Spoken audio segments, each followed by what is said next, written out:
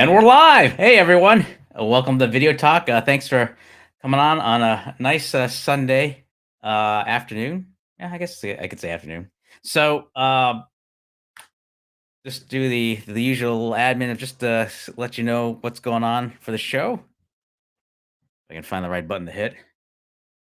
So as we're right now, right into the intros and the welcome, and then before we bring Jordan Drayer onto the show, we just have a segment with the ChatGPT interview that we've been promoting online on social media and everything like that, and then we go right into speaking with Jordan, and then kind of wrap up as to what's going on and then where to find us. So, and just the usual with the heads up, when we'll take questions after each topic, and just make sure to put a Q in front of the questions to help us find the questions, everything like that. And then, we'll make sure we'll provide links, anything we reference available.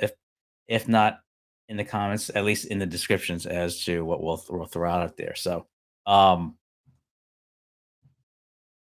yeah, so that's a scoop.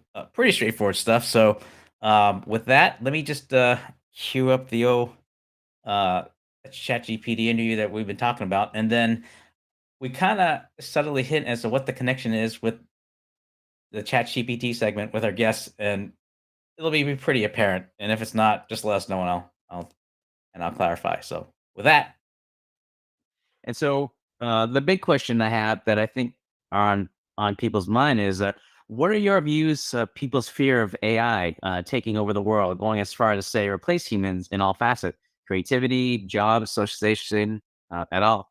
As an AI model, I do not have views or opinions, but I can provide information on the topic. The fear of AI taking over the world and replacing humans in all facets is a concern that has been raised by some experts in the field. While it is true that AI has the potential to automate certain tasks and may eventually be able to perform some tasks better than humans, it is important to remember that AI is still a tool created and controlled by humans. AI can be used to augment human capabilities and improve efficiency in various fields, such as healthcare, education, transportation, and manufacturing. It can also be used to create new opportunities and jobs, such as data analysts, AI engineers, and machine learning experts. However, it's also important to acknowledge that AI has the potential to disrupt certain industries and displace jobs, particularly those that are repetitive or routine in nature. Therefore, it's important for governments, businesses, and individuals to work together to ensure that the benefits of AI are widely shared and that efforts are made to mitigate the negative effects of AI on the workforce. In terms of creativity, AI can be used as a tool to generate new ideas and possibilities, but it's still not able to replace human creativity, as it lacks the ability to understand the context and the emotional component of creative endeavors.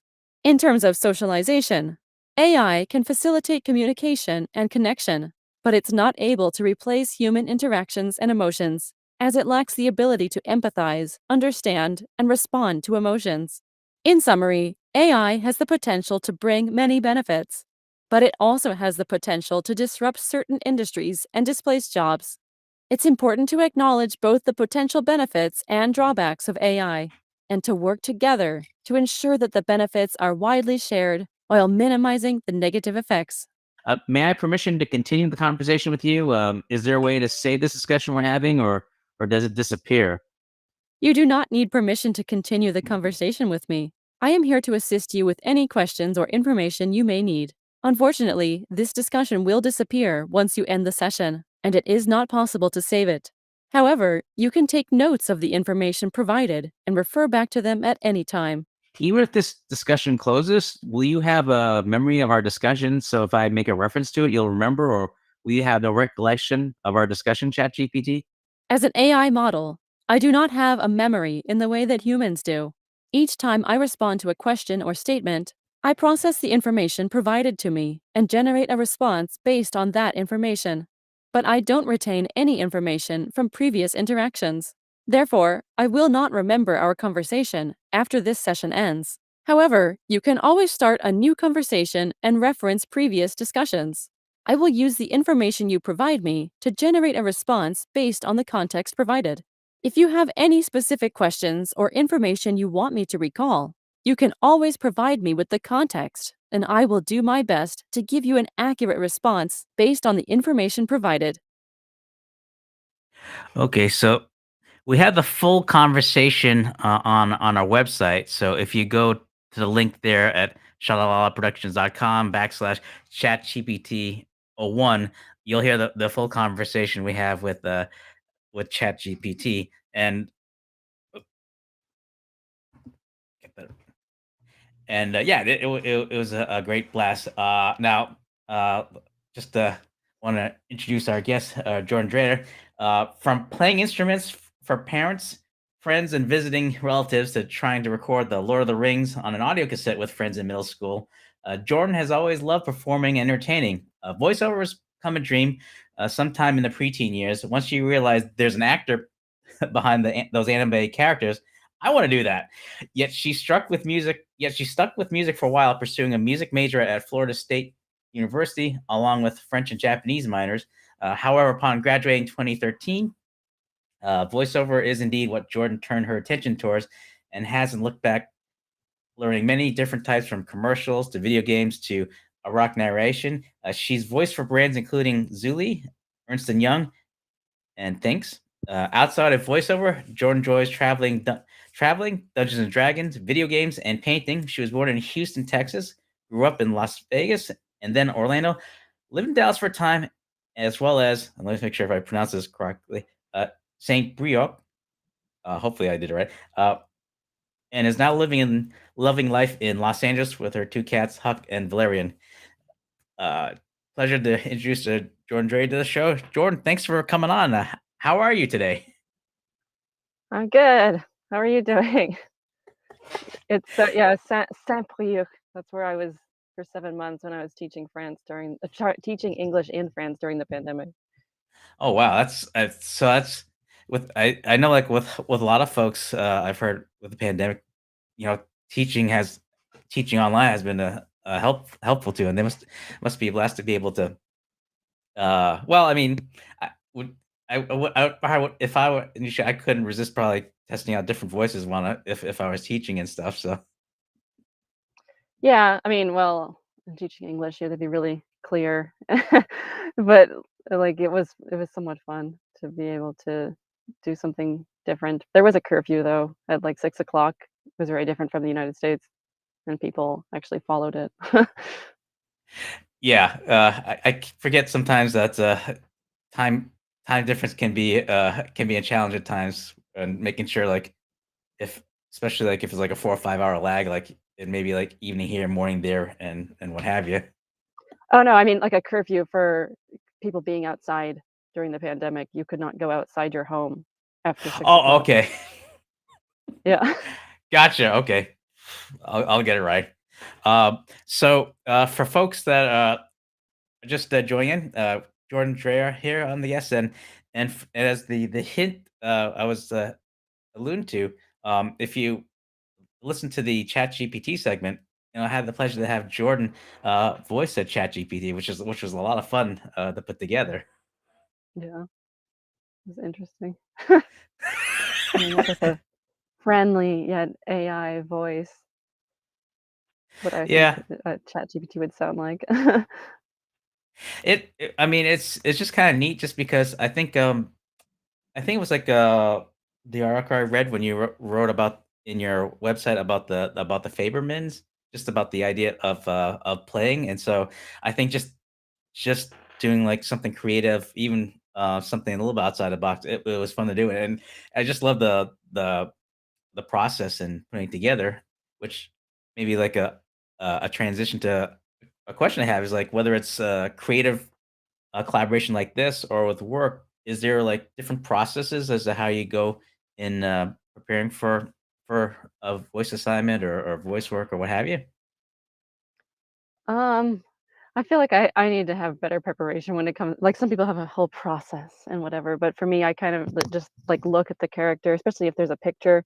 Yeah. It's nice when because they don't always give you a picture, and then you're like, "What does this person sound like?" And you see the specs, and they're teen, goofy, um, this is how they're dressed, you can see it's not very proper, or I don't know, not proper, but, like, it's not very, like, formal, and so then they're gonna probably have, like, a laid back sound, and then you could experiment with different voices, but, so, like, yeah, for ChatGPT, it's like, it's a robot, it wants to be helpful, it probably doesn't have, like, a negative bone in its body, but it does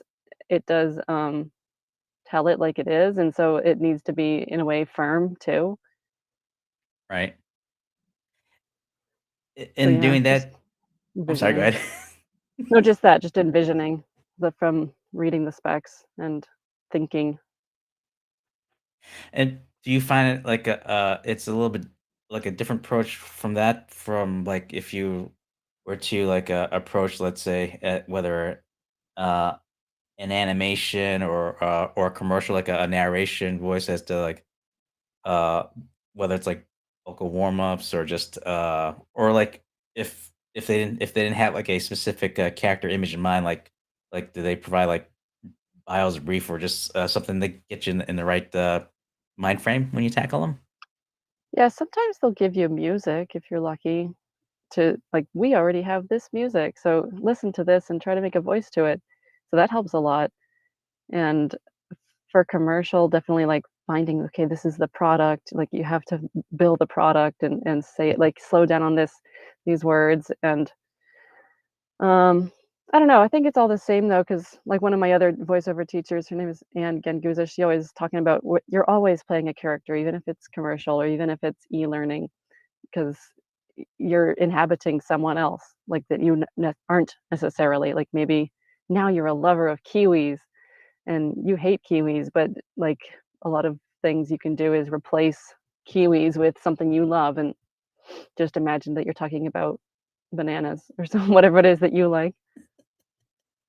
Or like you mentioned that you love Dungeon and Dragon and anime, so would you say that that would be one of the main inspirations as what got you into the voiceover acting and everything? Well, definitely anime, like, I only got into Dungeons& and Dragons, like, in the last 3 years or so, Hmm. and I wish that I'd found it earlier, but me and my sister were always making up stories since we were young, because we shared it like, I'm a twin, and we shared a room growing up, and we'd just take, like, 10 or 11 characters, maybe from Yu-Gi-Oh! Or Final Fantasy, and make up stories with them, and just improv all night till we fell asleep, basically, and so that's not very good sleep habits in the end. Like, it's hard for me to, fall asleep sometimes now that I'm on my own, but, uh, just that definitely got us into it, like, this inhabiting someone else and kind of casting off your kind of boring or sad life, whatever it is, to be someone else, and,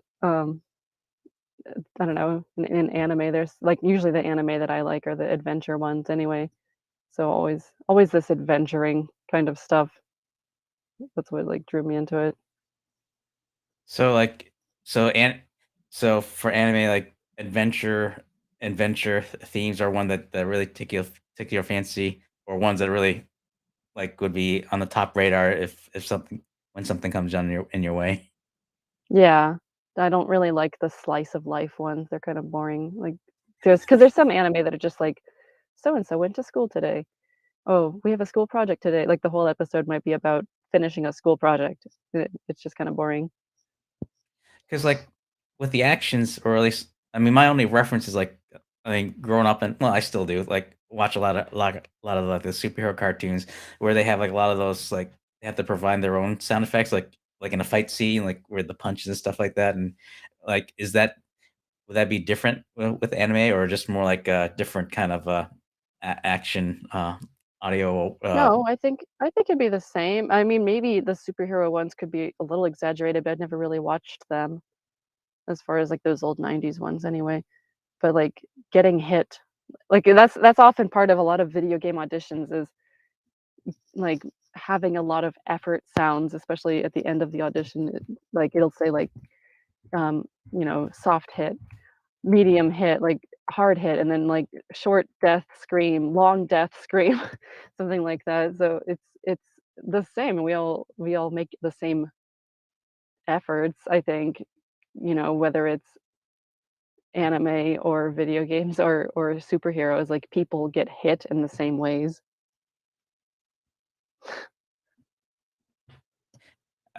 Or the ones I like is when they give you a chance to cut loose, like not to sound more, but like whether it's like a fight scene, like where you get wounded, or like if you're jumping off a cliff, you go ah, and just kind of like go bananas, or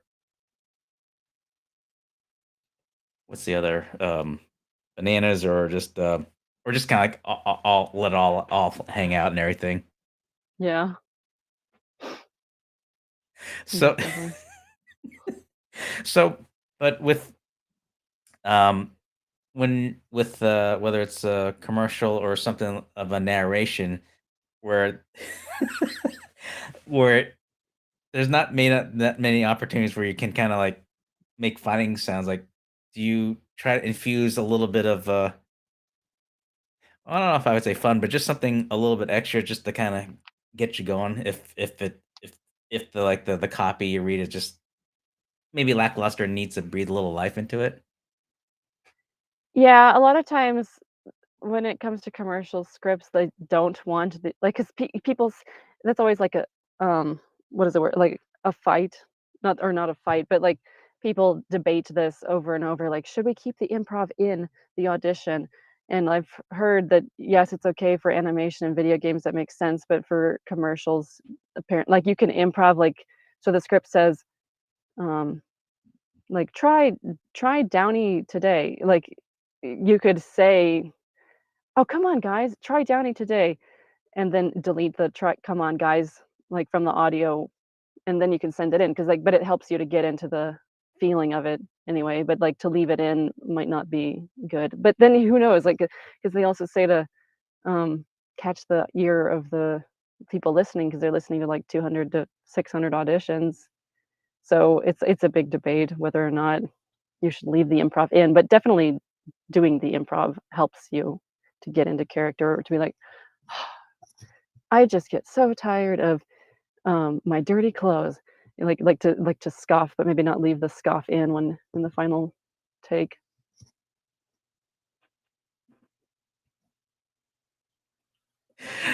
Yeah, or if they call for like an eye roll, I guess it'd be kind of hard if it's just like a radio company.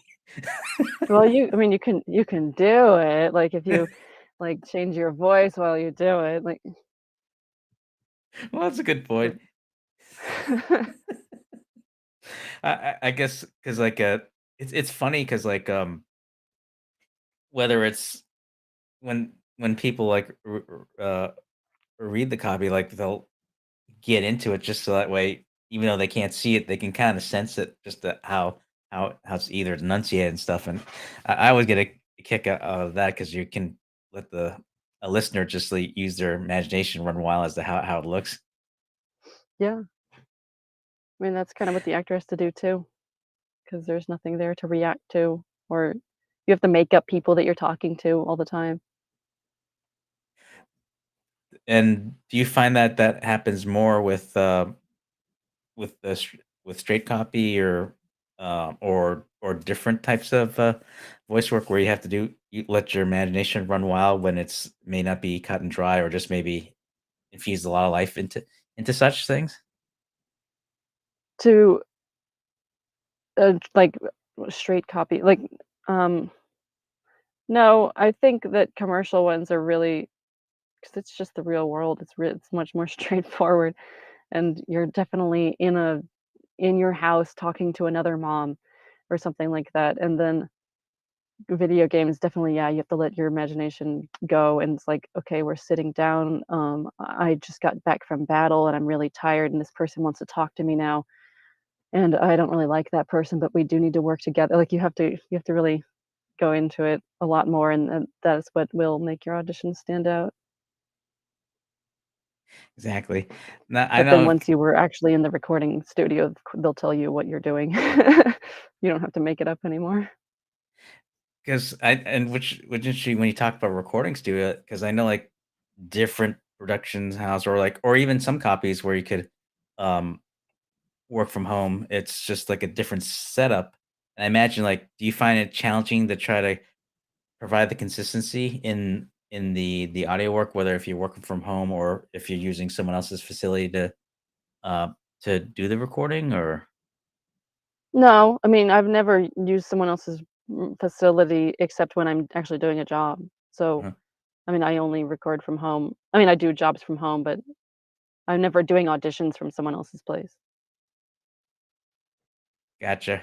Yeah, it's funny because like whether if it's it always amazed me where if someone like is producing like in a formal audio recording studio, like they have all the sound dampeners and surrounds, so they have it down pat. But for those that are working from home or like or run their own studio, like in a makeshift studio, is interesting. Like the different setup as to what they do to try to achieve that. So I never know like if there's like a certain art or just like a certain arrangement how they would do that, or if it just or there's actually noticeable differences. So I There's always probably some noticeable differences, but mostly it's a lot of knowing how sound reflects and like having one behind the microphone. I mean, as far as like foam or some kind of sound blanket, and then like stuff behind.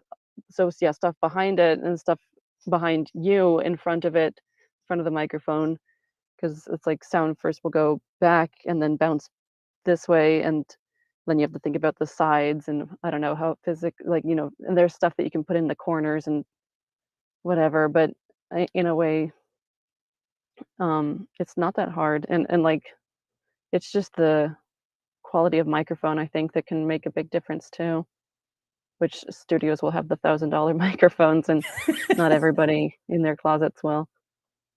yeah. I mean, it's amazing now that people I think I pay attention a lot more, and maybe because it was also the pandemic, of just how important audio is, especially when whether it's a video conferencing or a show that people now see that more important than with the video image. Just that if not the jinx the show or anything like that, but if something that were to go down with the video, but if they could hear the audio and keep and know like what the conversation or the message is about, that they can be a little more forgiving. Um, Mhm. which which makes me curious as to like, was there any was there any a funny anecdotes or story comes to mind of just like the type of improvisational of trying to record or just like in terms of or getting the character that you can share? Funny getting into the ChatGPT? Whether it's ChatGPT or maybe like an earlier project or just um or or maybe something you work on of either funny Yeah. anecdotes of just either getting preparation or just even just like how to improvise like if this environment wasn't ideal to record as to like what you do to as they say get the job done. Well, a lot of times I just wait for it to be late at night, and but so, like, in the beginning, I was, like when I was first starting, I was really kind of afraid to do very loud things, because sometimes in, like, video game like I was talking about, like, you have to scream. And even today, I'm like, "Oh, I hope my roommates don't think I'm, like, dying or weird or something." Or, like, even because sometimes my cats will be in here recording with me and just laying there, and then I feel bad for them. "I'm not yelling at you. I'm just yelling at their coffee." And, so there's that. But, like, no, I've never really had to, like, improv. You just cut out the sound, like a loud car drives by or an airplane or something, and you wait for it to go by, and then you can start talking again. And that's why I left my because I was living in one house in Los Angeles when I first moved here for, like, 4 years, and then it was very close to a small airport, so now I'm a little bit further away from it. And, like, I have a bigger closet, so it helps, and I don't feel so bad screaming because 'cause I'm, like, on a farther away area of the house compared to, like, my last house where I was, like, more in the middle and my roommates could hear me. Yeah, I remember like I think it was like 3 years ago, like right at the start of the pandemic, and I was just starting to get used to like live streaming. And the setup here was a lot different because a tr- one stormy day, a tree hit our house, and so so I had to like kind of like we reconfigure everything, and so it was a matter like I was Mhm. concerned whether if the audio can be heard, and it's just like a lot of trial and error, and I'm trying to make sure like when they're doing work outside, they didn't hear like the construction worker of people trying to move the tree and stuff like that. So it's like, but Yeah, I know. but it makes an Yeah, I look interesting. forward to the day when I can own a house or something so I can have a permanent studio because I never wanna do anything very permanent, like, as far as, like, the green glue and all the other sound things you can do because it's not my house, and I don't wanna, like I need to be able to move around and stuff too, so I just have a lot of panels and blankets and stuff, but it works. Yeah, I remember like one time on a different project, had a colleague of mine, of Buenos Aires, and y- yeah, even though it's like seeing like if I had any formal place to record, and he just like went into one of my closets and just kind of threw a blanket over him and was recording. Like, what are you doing? And Exactly. he's like, "Oh, I'm just doing recording." And he was kind of like explaining like what you're doing is just redirecting the sound and everything in the recording, like, and Yeah, it sounded people, great, like in going to voiceover conventions, people do, like, pillow forts and with the stuff in um, the room, the hotel room, like, just blankets and pillows, and it works. Like, it's not gonna you're gonna maybe have some buzzing or something because of who knows, like, air conditioning or whatever, but it's okay. right? Well, unless if it was like one of those sci-fi where it's like you have like insects trying to attack you, then it actually adds to the drama. Yeah, although usually they don't want you putting effects in your auditions. They'll do that Yeah, themselves when the actual job happens. that's true. Although it'll make the like the blood curdling yell a lot more effective when they hear it in real time. But as they say, I digress. Yeah. Let me see if we have any questions here from the gang. Uh, say D&D, huh? I dig it. Okay. And let's see. 6 p.m. curfew. I'd be in jail. Yeah. Yeah, you had to Okay. have a reason, like a piece of paper saying, "Why are you going out?" And it's like from your doctor, "I need to get this medicine," stuff like that. Right. Although I thought I had a good punchline, but I'll leave that one alone. But okay. I know we're kind of going through the questions pretty quick, so let me uh let me try to change things up here. Because I Can I get may my have like computer cord some real quick? no problem. Oops, sorry. So Got it. one of the things that I think, or at least whether it's the younger folks or people looking into break into the voice artist world is what would the advice would you give for someone that would want to try to pursue a career in voiceover acting, and then like what are the qualities you think would help people or you think is more important for them to be successful in the field? First, like everyone else will tell you, get training. Like, and don't go to any of the companies, like, there because there are, like, some ones that'll be like, "You'll have a demo within the weekend, and you'll be ready for voiceover." But no, it's unless you already have a lot of acting training, it should probably take you, like, several months, like, of training and just, like, working with a coach on voiceover in general. Start with commercial. That's what agents usually want anyway. They don't care about, like, corporate narration or all the other stuff as much as commercial because that's what gets them money. So you could start there, even if you really wanna do video games. Apparently, there are places where you can, like, send in your commercial demo, and they'll hire you for video game stuff based on your commercial demo, not a video game demo. But so, yeah, lots of training. Like, for me, that's all I did, like, from 2013 to, like, kind of 2018, just lots of training, and, like, I have a lot of debt from it now, but it was like taking another degree, basically. And, because like, you're always acting, and even in the commercial ones where it seems like just a normal read, you have to learn how to sound conversational while reading, which sounds really easy, but it's not. Um, and then you can diversify and like try out other ones like, oh, radio imaging. I'd like to try that class after you've like kind of entrenched yourself in one of them. So just lots of training first. And then as far as qualities, definitely self-starter. You have to be organized, like keeping track of your own invoicing and stuff unless you really have the money to pay someone else to do that for you or do your own marketing, because you do have to let people know you exist and you like as far as marketing and stuff. So you have to be that's something I've had to get over is this feeling of that I'm selfish or arrogant when it comes to marketing and stuff. But you have to do it and you have to think about it as kind of not personal, all business. And it's weird because you're promoting yourself. It would be easy if you were promoting someone else, I'm sure. But I guess you kind of have to think about it like that, that you're promoting kind of, I don't know, you could think of it as a persona. Or maybe if you really want, you can choose a stage name or something. I do that with my um the erotica ones. A lot of other people do that too, for erotica especially. Uh so yeah, I don't know, just a business sense, self-starter, perseverant.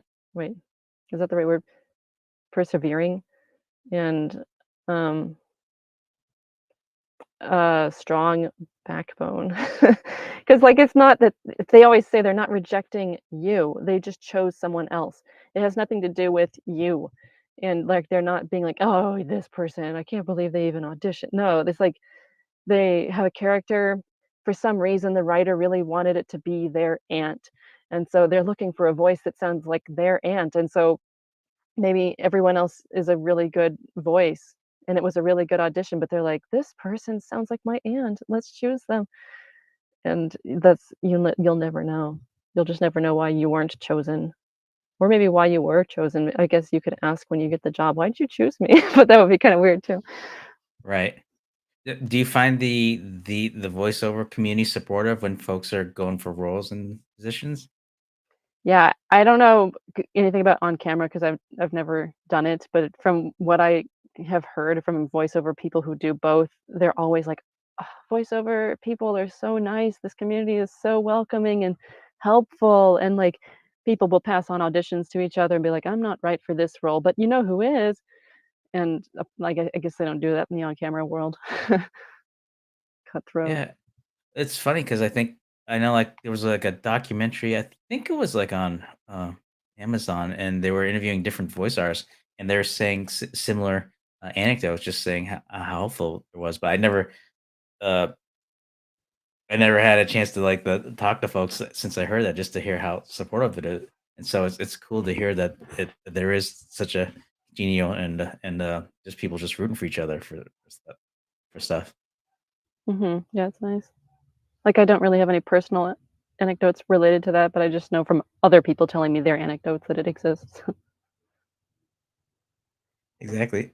I, 'cause I since you mentioned, uh, the erotica work, I've often wondered, like, of the different, voiceovers that you've done, like, is there one that really stood out, the one that you're proud of, when you think of the work that you've done? Well, I mean, I'm still waiting f I've done 1 video game so far, and I'm still waiting for it to come out. So, like, that was, I think, 2019 or no, 2021. I think it was when I got back from France, and so I'm still waiting for that to come out, but I guess that would be what I'm most proud of right now, the fact that I got to actually do it with, like, 13 people there, like, the writers, several directors, like, people phoning in from South Korea, and, um, it was, like it was really cool just to be there where then you do feel like a tool, though, and, like, that's really what the actor is, they're just a tool to give the character life, and well, because like, you voice something and then there's, like, a long silence as they're just talking to each other because 'cause you're in the booth and they turn the button off and you can't hear what they're saying. And so they're really just talking about, like, would the character say this or would the character be more happy here? And like you have nothing to do with it. And then you realize then you become humble and I don't know, that kind of stuff that the actor is not important. I mean they are, but like they also aren't. It's really the writers. I hear you. It's 'cause it's, because I hear it's like it's the writers, the performers, and then the voice director that kind of like is like the maestro that kind of like Yeah, um the voice like, yeah, the director goes in between the writers and the actor to help them communicate with each other because sometimes writers can't do that. I mean, I don't know, like, that's a thing in animation too, like, my sister was doing that as a degree, and that there's one called a technical artist, because there's, like, the computer programming artists, then there's like, the drawing artist, and then the technical artist, who's the person that goes in between, like, because the ones that draw on paper only for, like, no coding and nothing, like, they just don't understand, and then, like, there's the code, like, the ones that rig everything, and sometimes they don't understand, like, the story or whatever, and so, like, the technical artist has to teach, like, they're gonna have to be able to do this because they're a swimming character, and I don't know, something like that, that there has to sometimes be a person in between to talk about it. right. Or is like or in the family like you have like someone that's kind of like a referee or someone that's like a diplomat between the two sides. Yeah. Exactly. Okay, let me see if there's any other questions that might have popped up here. I don't think there's any other questions that pop up, but um, I think other than sorry, I just got kind of spaced out there for a second. I thought there was a question I might have missed. Well, why don't we just dive in? One of the important questions I love to ask is just like to hear like what you're currently working on and where folks can find you. Okay. Um, there's nothing long that I'm working on right now, just auditions, and, I got a new agent recently, so I'm working on getting that, like, getting headshots and things that he needs sent over to him, and, um, I don't know, just, like, mostly just continuing life. I'm working as far as non-voiceover stuff, I'm sewing a costume right now to go to a Ren fair with. It's pretty involved. It's, like, taking most of the weekend, but I've had a lot of days off anyway recently, so that's helped, and, um I'm working on learning Hebrew and Spanish. I've been working on Spanish for a long time, and, what else? LinkedIn. I'm working on being better at LinkedIn marketing, and I would still like to send postcards. Like, a long time ago, people were like, and when I was learning about marketing, they're like, "Do things to get you," like, "Do postcards, do flyers," and I always thought that's dumb. But now I'm thinking, like, nobody does postcards unless they're, like, realtors and stuff, and so maybe I could do it too, and that fits with my aesthetic, which is kinda like 1800s, but also, like, savvy in, like, computer stuff, and so handwriting, I love it. So maybe people would like that. I don't know if I'd actually get business, but I could try it. So I have all these things I want to do and I need to do, and as far as, like, working on right now, there's nothing really, like, big. There's just a lot of the same old stuff, same marketing, same exercising, that kind of stuff.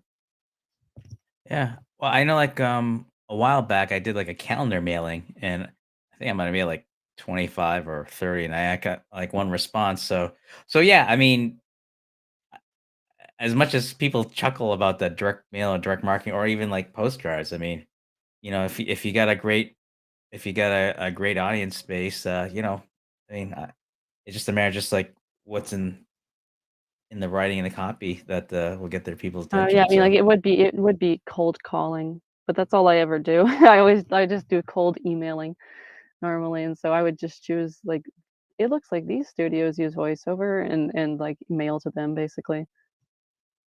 yeah, and I know like when we've been keeping in touch before, like through social media, I think it's cool that at least whenever I interact with you, we've been able to, as they just say, like I just have like, albeit virtual conversations. It's always cool to get to know people better, just so that be like top of mind. Say, hey, I I know some of them make a great narration work. Have you give Jordan a call, or just the people that I find Yeah, I know that's that I helpful. find hard in general because again, I'm like especially with LinkedIn thinking, "Oh, this is so fake."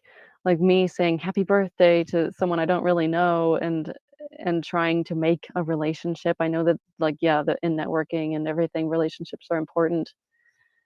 And so that's another thing that I have to get over in a way is this again feeling of fakeness and like arrogance and stuff like that and just be like, "No, I'm interested in this person and I need to talk to them and instead of feeling fake about it. Like they're a cool director, I should get to know them. But then I mean trying to not do it in a creepy way. There's some kind of line and balance. Like not be creepy, not be clingy. Like all the other actors are gonna want to talk to them too and stuff like that.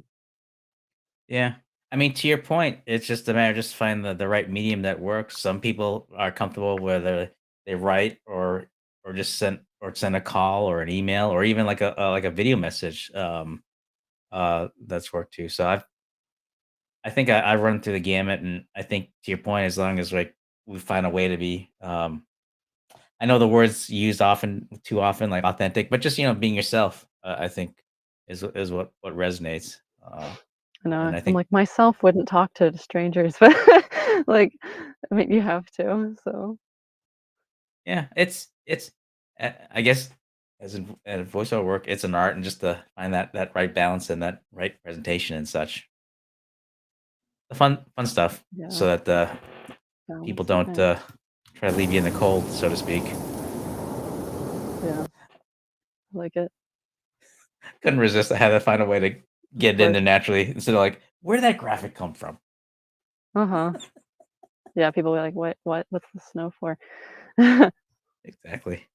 Oh, we got a from my good friend George. He says, I have to be honest, if I like a voice in an animation or cartoon, I do Google who the voice is, and I do check other stuff that the person voiced. Yeah, Yeah, me it's too. yeah. I think I do that. I do that more with the animation, just because like the voice is so distinct. But then it's funny where like if you watch a specific genre or just other similar shows, you can kind of pick up on the voice. Like, wait, is that the same voice as blah blah? And then you kind of go, okay, let me do a Google search and Yeah. I know, like, I have friends that they'll be like, "I heard you in this commercial," like, to each other, and I still can't recognize people's voices in commercials, so I've never been able to compliment someone on a commercial unless they share it on Facebook, and then I can be like, "Oh, that's definitely your voice." yeah. Or some like I've seen like, or I should say, I should hear like with some podcasts, like they'll make reference like, oh yeah, I did that commercial, and also they'll do like a very like a quick second just so that people can recognize. Oh, you did the voice of the Ford car commercial. Oh, you did the voice of that. I was like, oh, that stuff I have a hard time not to geek out. Just like, oh yeah, okay, Yeah. No, that's fun what I stuff. always liked with finding when you find video game and anime actors that's like they did this like, "Oh, these 2 actors were together in this game, and, like, they were best friends in this game, and now in this anime, they're villains," or I mean, opposites or whatever, and that's I always think that's funny. Yeah, exactly. I think, It makes, like, a or kind of metaverse or something.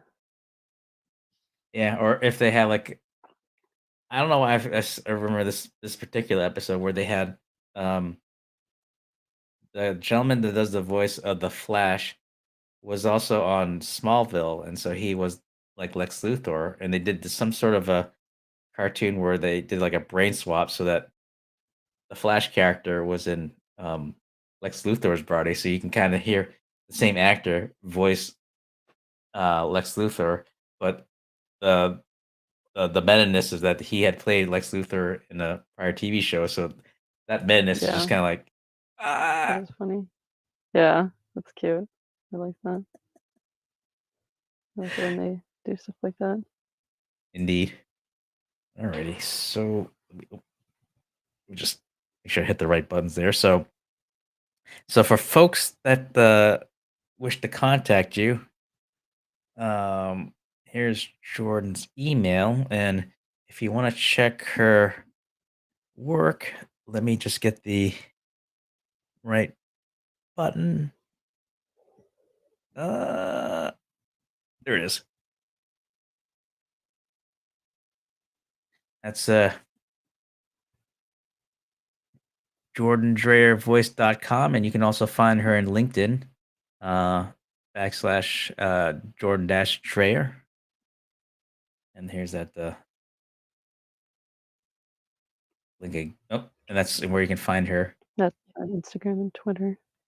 And Discord. Puzies. You know, me and my sister made up our own Pokemon a long time ago, and so not sure. But I mean, well, there was a hotel in Las Vegas at that time called the Plaza, Uh-huh. and then my dad had a restaurant called Foozy, and so there was a lot of Z's. It's like we loved watching the lights of the Plaza Hotel go because it was this thing that would go up and then like open up at the top every night. Because we had one car and our mom would take us to pick dad up from work. So I saw the lights of 90s Las Vegas all the time, and but that's where Pootsie and Platzi come from. You know, it's like a weird word. I was gonna ask that, but you read my mind there, so we can add mind Yeah. reader under other talents there. So, and let me just get that there one more time. And folks, the information, links and stuff, that's also on the video description there. So, or that you can just watch the replay and you can find it here at this portion of the video there. So, all right. Well, I guess the only other question is like anything that we cover that we haven't brought up that you'd like to let others know. Well, um, no, I mean just a reminder that the ChatGPT interview is it's like 8 or 9 minutes long, but you can go to Robert's website to find the whole thing. It's fun. Yeah. It was interesting to see what ChatGPT because like he literally asked it questions and these are the answers it came up with to describe itself.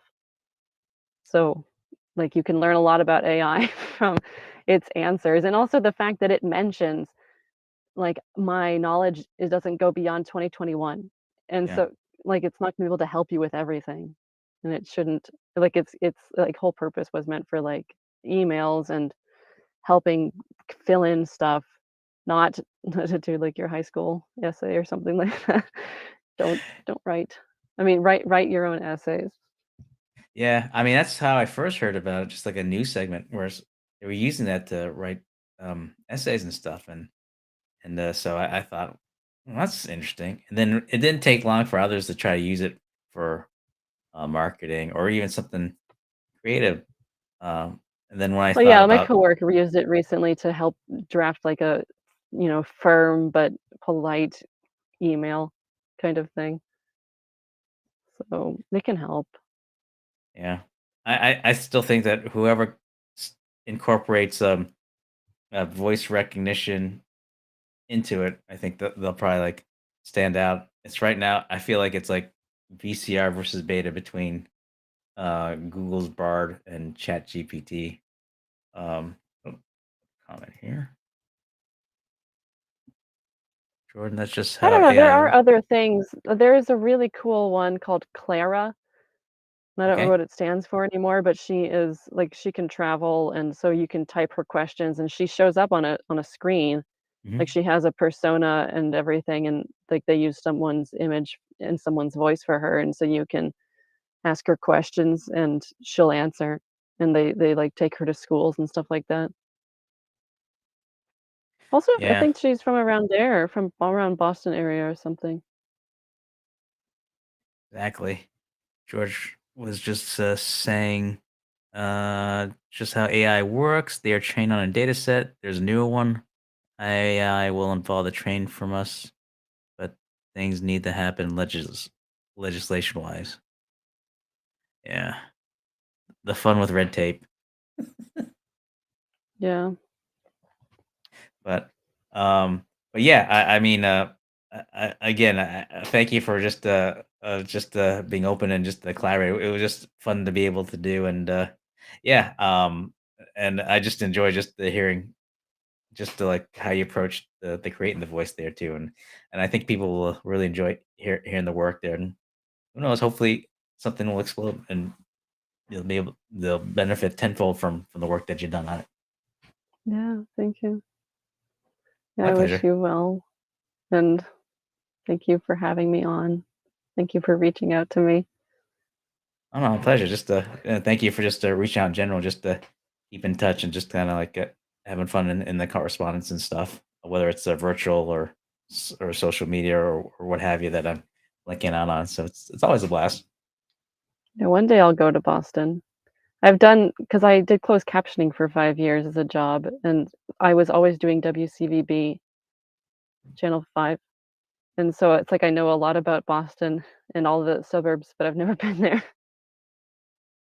Yeah, there's a yeah. It's once you get beyond the traffic and the madness of all that, and they're still working on the T, but yeah, it's always fun to be able to explore for sure. Gee, yeah, yeah, Malden. I just all these random places and stuff I know the names of. I hadn't thought of quizzing you on cities in Massachusetts, but it could be for the next episode though. Yeah, one day I'll go there. Oh, and Georgia said, "Fantastic to meet you, Jordan." And voice acting seems like such a cool job, and cool Me people too. too. Yeah, really fun people. Thank you so much. Anytime. So, as I joke, when there's a lull, that means it's time to wrap up. So, I'm just gonna like do the usual outro, but if you just hang on before you go, let me just throw up the graphic here. Just the preview for our next month's show. Uh, just a returning guest with my good friend and good colleague Dave J. Curtis, also a voice artist, as well as a performer and other mediums. It'll be good to catch up with him and also geek out with him as well. So and and again for folks that are looking to find me, there are the oh, I always get my fingers. There are the links there. You can catch me there, and I'll get it right with the button hidden, folks. But that's that's everything. So yeah, again, a big thank you for Jordan for coming on here. It's just had a blast to geek out and just to hear what's going on with her. And again, where you can find her, we also have the information in the video description below there too. Uh, so so again, our next show is May 13th with our good friend David J. Curtis. And thank you guys for watching. And hope everyone well, staying safe. And I will catch you guys later. Now, okay, where's that button?